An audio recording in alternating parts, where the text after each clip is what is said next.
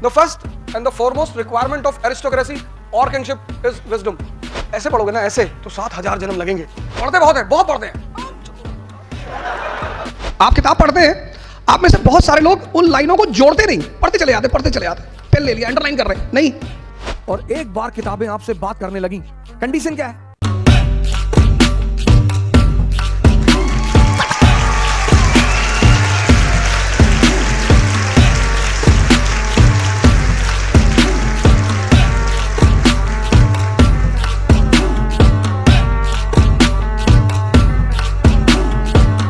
Wisdom.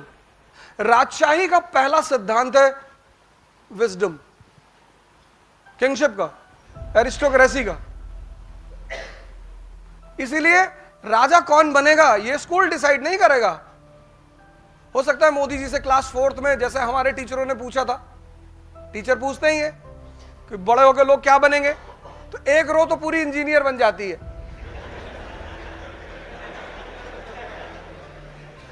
Madam I will become engineer madam.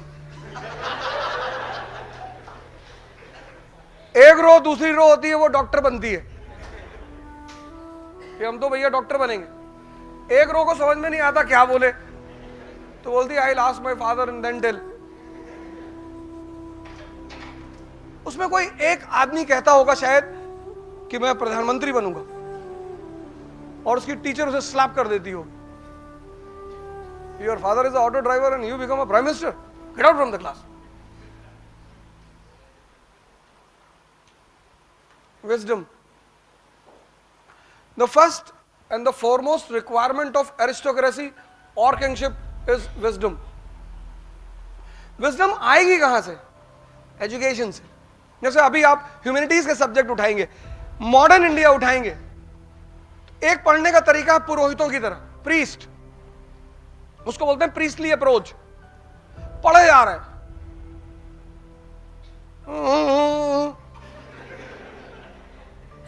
पढ़े जा रहे, एक दिन में 70 पेज, 80, 150, 300 मर गए।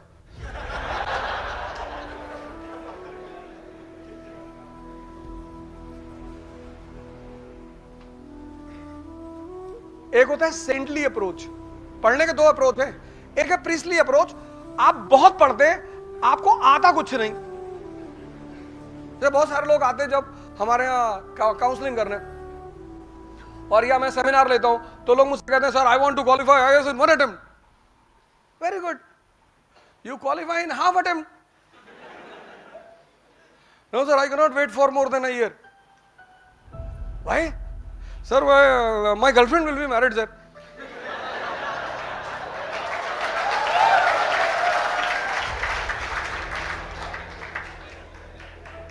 मैंने कहा वेरी गुड यार, तुम दूसरे से कर लेना।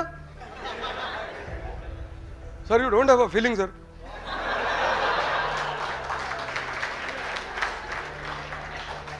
तो फिर मैंने कहा ठीक है कोई बात नहीं, तेरा इसी साल होगा सिलेक्शन, तू बता कंपाउंड और मिक्सचर में फर्क क्या होता है। कह रहा compound is a mixture of elements.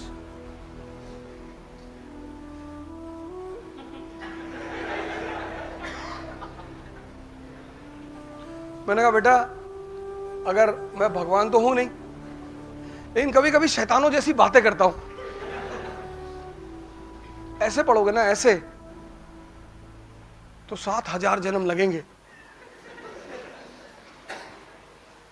तुम्हारा बेसिक्स, आप इंजीनियर, आपको पता नहीं कंपाउंड और मिक्सचर में फर्क क्या। आप कह रहे compound is a mixture of elements. Basics, basics. अब मैंने कहा ना दो अप्रोच है पढ़ने के, एक प्रीस्टली अप्रोच, पढ़ते बहुत हैं, बहुत पढ़ते हैं,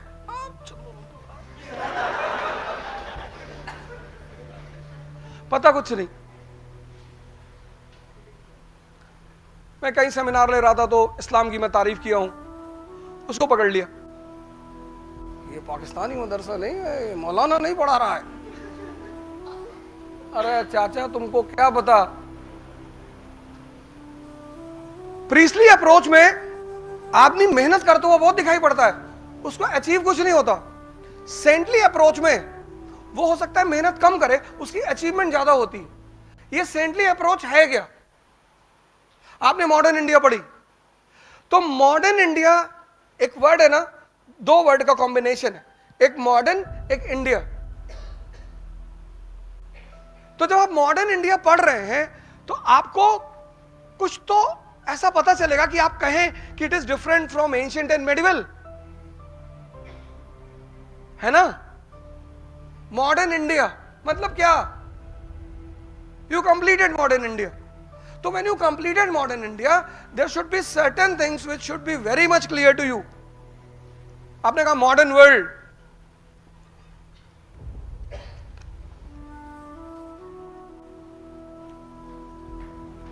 can you tell me the important features of modern world which separates modern world from pre-modern? Try कर लो, चलो तुम ही बता दो, उसके ऊपर हंस रही हो बैठ के पीछे से। ट्राई कर लो, इतना भी क्या हंसना कि फंस गया बेचारा आगे बैठा हुआ।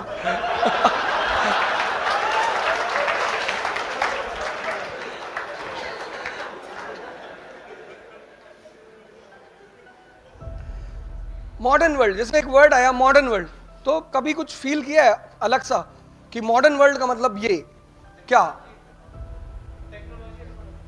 Technological advancement. टेक्नोलॉजिकल एडवांसमेंट नहीं कह सकते, because even discovery of fire was also a technological advancement. Pre modern world was not aware about, it's not that they were not aware about technology.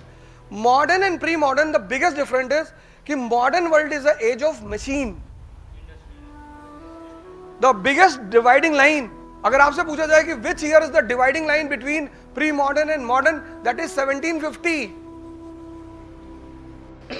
पढ़ना एक अधूरा शब्द है, पढ़ना। पढ़ने के साथ है समझना। अब किताबें कैसे लिखी हैं, आप सब एक किताब पढ़ते हो, लेकिन एक आदमी कुछ ज्यादा समझता है, एक आदमी कुछ कम समझता है। उसके पीछे वजह क्या है? पहली इंपॉर्टेंट बात, आप में से बहुत सारे लोग कहेंगे साहब हम बहुत पढ़ते हैं, हमको रिजल्ट नहीं मिलता। साहब मैं मानता हूं नहीं मिलता होगा। किताबें जो हैं वो सीधी लाइन में लिखी गई, ऐसे सारी किताबें, बाइबल, गीता, कुरान, सारी ऐसे सीधी लाइन में। अब मालिक ने क्या कहा हमसे कि किताबें तो लिखी हैं सीधी लाइन में, अगर तुम्हारे में समझ है तो इन लाइनों को जोड़ो।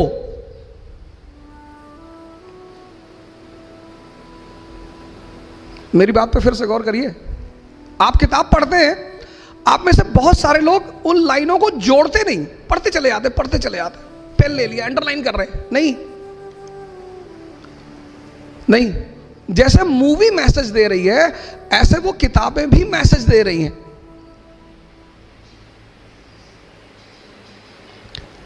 अब जब आप लाइनों को जोड़ोगे, अब लाइनें सीधी लाइन में हैं, अब आप लाइनों को जोड़ोगे, उन जोड़ने के लिए रुकना पड़ेगा। You have to stop.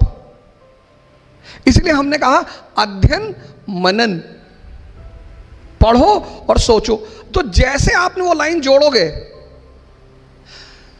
तो फिर आपको दोनों लाइन के बीच का संबंध समझ में आएगा। किताबें तो किसी को भी महान बना दे, बशर्ते वो आपसे बात करने लगे। किताबें जल्दी किसी से बात नहीं करती सर।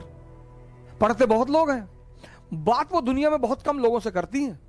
बोलती हैं किताबें सर, और एक बार किताबें आपसे बात करने लगी, कंडीशन क्या है? किताब आपसे बात करेगी, मन शांत हो जाए। जैसे आप किताब पढ़ रहे हैं और आपका पीछे का मन बड़बड़ा रहा है, कहीं और बैठा हुआ है, तब वो समझ जाती है कि आप मेरे पास है ही नहीं, आप तो कहीं और बैठे हैं। इतनी सेंसिटिव होती हैं किताबें। इसीलिए भारत देश में हम जब किताब से पैर लग जाता है तो हम उसे उठाकर अपने मत्थे पे लगाते हैं। इसका भी मजाक उड़ाया गया, इसका भी मजाक उड़ाया गया, यार तुम लोग तो किताब उठा के सर से लगाते हो। बिल्कुल सर, जिससे किताबें बात करने लगे, और एक ही शर्त है किताबों की बात करने का, अगर आपका मन शांत है और आप सिर्फ उन्हीं से बात कर रहे हैं, तब वो आपको जवाब देंगी पलटकर। और अगर आपका मन शांत नहीं है, आप पढ़ते रहिए जितना आपको पढ़ना है। एक लाइन, कई बार मेरे पास स्टूडेंट आए, एनसीईआरटी को 4 बार पढ़ के रंग चुके हैं, नीले रंग से, पीले रंग से, लाल रंग से रंग चुके हैं, लेकिन पता कुछ भी नहीं। What is the first requirement? Wisdom, which you have to develop. अभी मैं बाहर खड़ा हुआ था, तो वो जो साहब अभी हमारे साथ आए थे, तो उन्होंने हमें 2 लोगों के बारे में बताया, आईटी के लोगों के बारे में, कि एक साहब टॉपर थे, एक मीडियोकर थे। जो मीडियोकर थे उनका फर्स्ट अटेम्प्ट में आईएएस में हो गया। उसके पीछे सिर्फ एक कहानी है, सिर्फ। ऐसा नहीं कि सारे आईआईटी के लोगों का सिलेक्शन हो जाता है। यूपीएससी एक अलग ऑर्गेनाइजेशन है, उसकी एक अलग डिमांड है।